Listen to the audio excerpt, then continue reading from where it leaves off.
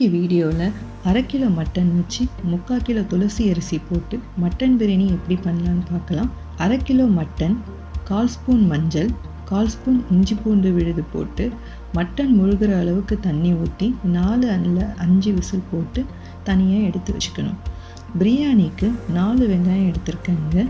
வெங்காயம் சின்னதாக இருக்கிறதுனால 12 வெங்காயம் எடுத்திருக்கேங்க. மீடியம் சைஸில் 4 பழுத்த தக்காளி எடுத்திருக்கேங்க. 5 பச்சை மிளகாய், தேவையான அளவுக்கு புதினா கொத்தமல்லி எடுத்திருக்கேங்க. இஞ்சி பூண்டு விழுது 4.5 ஸ்பூன் எடுத்திருக்கேங்க. ஆல்ரெடி நம்ம கறி வேக வைக்கும் போதே 1/2 ஸ்பூன் போட்டிருக்கேன், அதனால் இப்போ 4.5 ஸ்பூன் எடுத்திருக்கேன். மொத்தமாக 5 ஸ்பூன் எடுத்திருக்கேங்க. பட்டை 3 துண்டு, 1/2 ஸ்பூன் பெருஞ்சீரகம், 2 ஏலக்காய், 7லேருந்து 8 கிராம்பு. வெங்காயம் தக்காளி இந்த மாதிரி கட் பண்ணி எடுத்துக்கோங்க. பிரியாணிக்கு துளசி அரிசி எடுத்திருக்கோம். எங்கள் வீட்டில் யூஸ் பண்ணுற கால்படியை வச்சு தாங்க இன்றைக்கி நான் மெஷர்மெண்ட் எடுத்திருக்கேன்.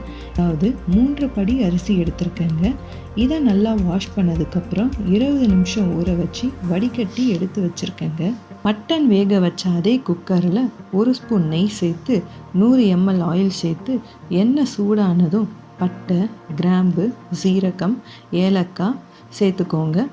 நல்லா பொரிச்சு வந்ததும் கட் பண்ண வெங்காயத்தையும் சேர்த்து 2 நிமிஷம் வதக்கிக்கோங்க.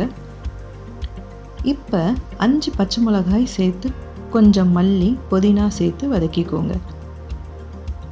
வெங்காயம் இந்த அளவுக்கு வதக்கினதுக்கப்புறம் இஞ்சி பூண்டு விழுது சேர்த்து பச்சை வாசனை போகிற அளவுக்கு வதக்கிக்கோங்க. இப்போ கட் பண்ணி வச்ச தக்காளியை சேர்த்து நல்லா வதக்கிட்டு இப்போ 1.5 ஸ்பூன் சில்லி பவுடர், 1.5 ஸ்பூன் மல்லி பவுடர், 1/2 ஸ்பூன் கரம் மசாலா போட்டு லைட்டாக வதக்கிட்டு 3 ஸ்பூன் தயிர் சேர்த்து வதக்கிக்கோங்க.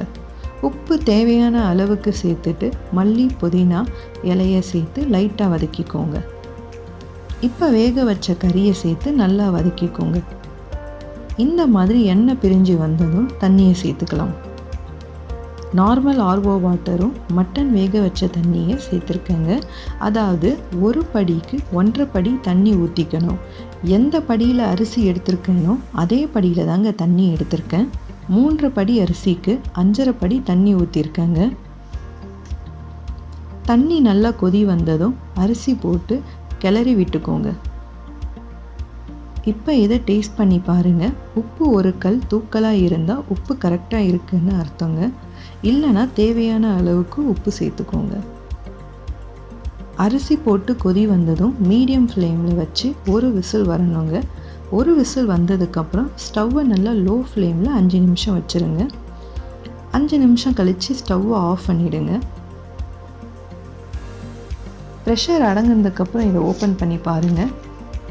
சூப்பரான துளசி அரிசியில் பண்ண மட்டன் பிரியாணி ரெடிங்க.